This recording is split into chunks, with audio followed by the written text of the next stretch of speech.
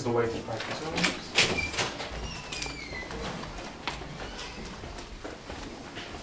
So if we go in here, you can tell that the piano's really old, obviously. It's just really scuffed up, and it's also really out of tune. Okay, this is our PC in Mason Hall. This is where we have all of our concerts, most of our concerts, and recitals.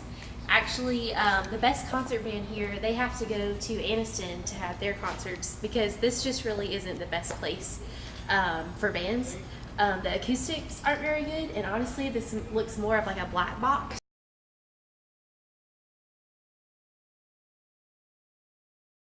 We have a fleet of about 45 pianos.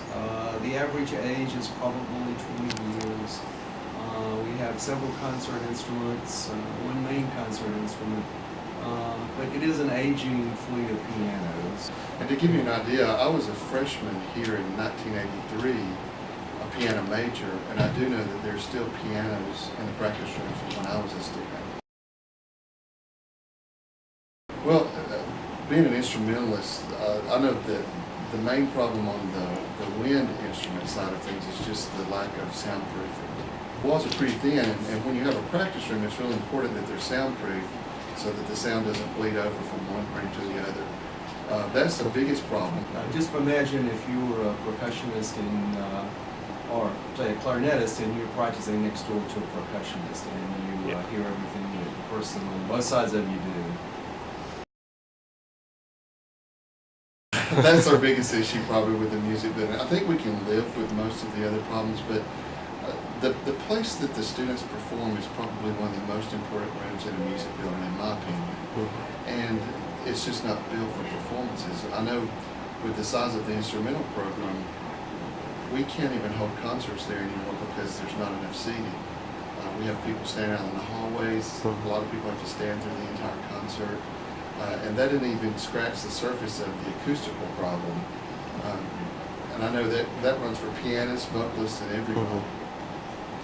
We've tried to do as much as we can in upgrading it, but the acoustical aspect for a musician is really important.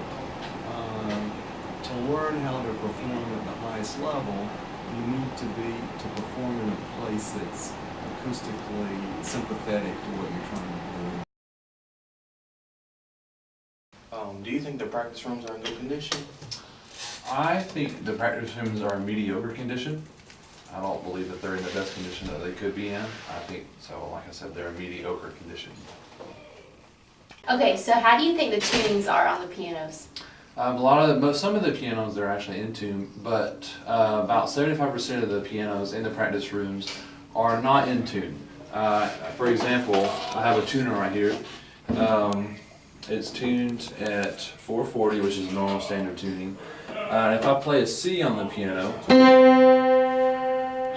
as you can see, I don't know if you can see it on the camera, but it is a good 20 cents flat, maybe even more than that. Wow. And So I'm not in Mason much, but I heard about the Batcave. Can you tell me what exactly happened? Well, last year we had a few incidences of our wonderful music building providing some nightlife for us.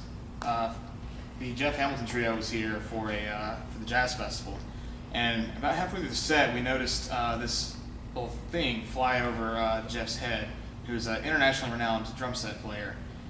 And they finished their set, and about the time that we were getting ready to cut the lights, we realized there were about 6 bats just zipping all over the freaking stage. It was absolutely insane.